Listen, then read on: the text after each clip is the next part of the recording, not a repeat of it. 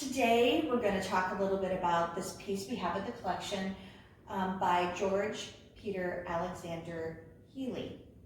He was an artist that was born in 1813. He painted a lot of very famous people of his time period, so we'll learn a little bit about his early life.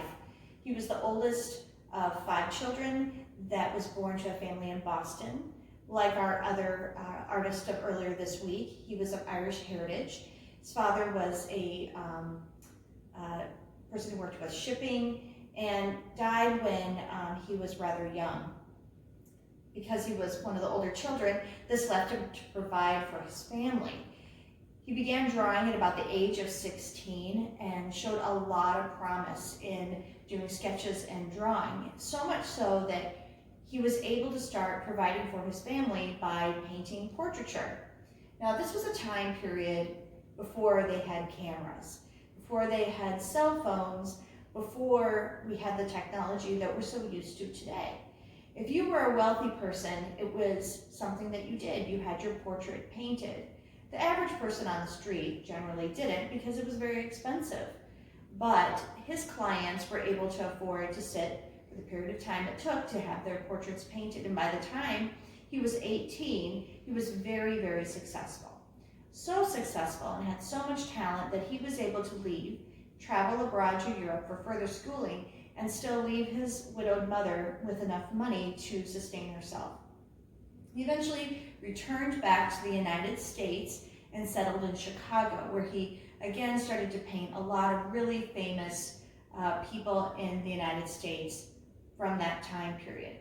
Most of the presidents of the time period, people such as Daniel Webster, things that would have been sort of celebrities of that time period. I like to think of him as kind of like the People magazine artist of that time period. And we're going to talk about this piece in particular before we go on to some of the others. This piece is called The Children of Colonel and Mrs. Turnley. Now, this has a very traditional type of portrait setting. During this time period, it was very common to have children, especially painted in very mythical or fanciful ways, looking very much like cherubs. We can tell kind of the time periods are before the Civil War based on the clothing that they're wearing. Now, I often ask the children that come to the art museum why it is that we have 2 of the kids wearing basically identical outfits, and then we have a child in the middle that is wearing something that's very different. And so we'll talk about the kids, kind of why they think that is. I wonder if anybody has kind of any guesses. So a lot of times they say, well, maybe it was a child that died. Maybe it was a stepchild. My favorite is always when they say because the child has red hair. But what it is actually, it's a child that's dressed differently because it's not the same gender as the others. And there you have it, something that's very shocking for people. But during that time period, it was rather common. Many of his subjects and many kids of that time period that were boys, until they were a little bit older, didn't wear what we would think is normal boy clothes. The clothes looked a little bit more feminine nature, may have been a tartan plaid symbolized in this. And it had nothing to do with masculinity at all. It had to do with the fashion at the time. It had to do with simple things like potty training and the availability of clothing for that. So he's definitely dressed different than his sisters. So you can tell at that time period, that was to tell that he was a boy. But when we look at that today, it shows us that we see it, in what we call as a dress when it's really, really not. We look at the genealogy records of this family, and sure enough, this is most likely Emma, Esther, and their son George that actually died quite young. A little bit more about this artist. The artist, as I said, painted a lot of famous presidents, and since he was living during the time of the Civil War, did paint Abraham Lincoln.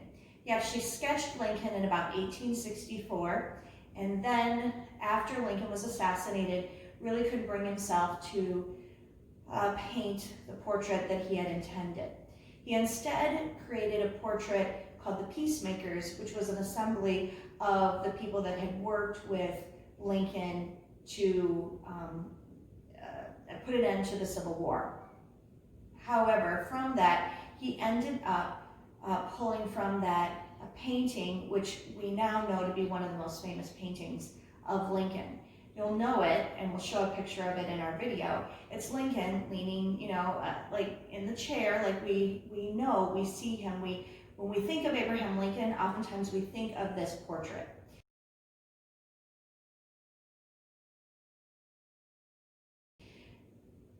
The portrait became famous because there was a contest to have the national portrait created for Lincoln and the National Portrait Gallery. And although it was submitted, it was not actually chosen in the contest. However, it was so liked by Lincoln's children, that it was purchased privately, kept in their own private collection, and then upon the family's decision some years later, was donated to the White House. And most of the time, it has been hanging in the White House State Dining Room, although different presidents move it to different rooms depending on the year and who's in office. And so there you have it, folks, a little bit of our history, linking to some pretty other famous paintings we have out there in the world today. George Peter Alexander Healy. I encourage you to look him up on just even Google images and see all the wonderful people that he painted portraits of that time period. A lot of the rich and powerful, such as Abraham Lincoln, and our own piece that we have here, the children of Colonel and Mrs. Turnley. I want you to make sure that you come back on Saturday when we will be uploading the picture that we have from our coloring and activity book that the staff here at the museum created a number of years ago. You'll be able to color in and do activity pages every Saturday for the next couple weeks that we upload. And this week, it will be this image. Thanks for tuning in.